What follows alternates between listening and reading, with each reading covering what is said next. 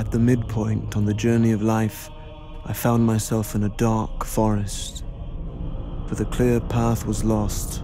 The game starts on the surface, which is how the poem starts. You know, you're sort of leaping into hell. When you jump through that door to follow the devil and your fiance's soul down into the depths of hell, that's the moment where our Alice jumps through the rabbit hole.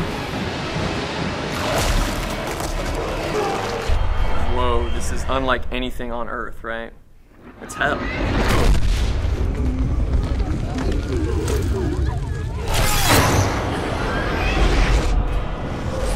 Divine Comedy was written in the early part of the 1300s by a guy named Dante Alighieri. He spends his life dreaming about a woman that he loved named Beatrice, who he never got to be with.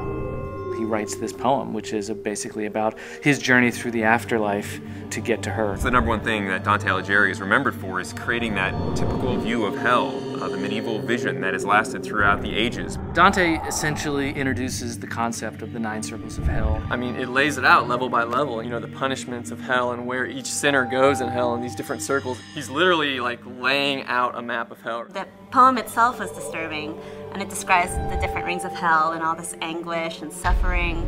And I think that's also one of the most appealing aspects of it. I read the poem and thought right away, like, that's a video game. We can make a video game out of that. Go to hell, that's our game. Simple and it's to the point. Face the ultimate boss, which is Lucifer himself. Once you hear the pitch about what the fiction is going to be, it just instantly makes sense. One of the most important things for us was to literally follow the map of hell that Dante wrote so clearly in the poem.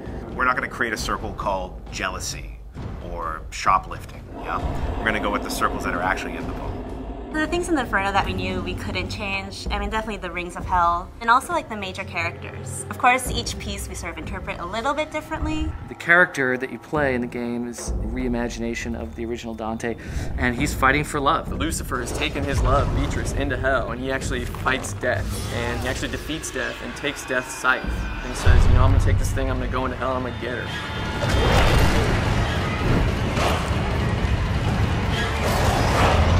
Facing some of the most insane monsters that hell has to throw at him. He's got to be kind of an over-the-top action hero.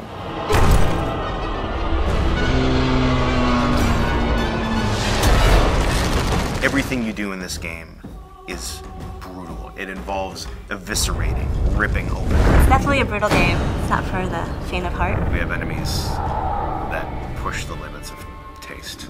You kind of be like, oh, dude, you see that?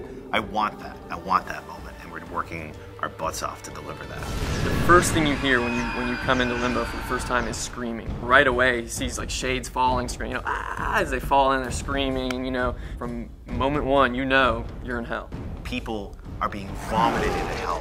Masses of people huddled together, naked and scared, cold and huddled. Oh, the humanity. And then Big Minos is gonna judge you at the end. It's bad. Like, it only gets worse from there. You know, it's all downhill from there. It's going to get much crazier as you descend. It's just going to get really dark very quickly. Once you pass Minos, this is hell proper. Here we go.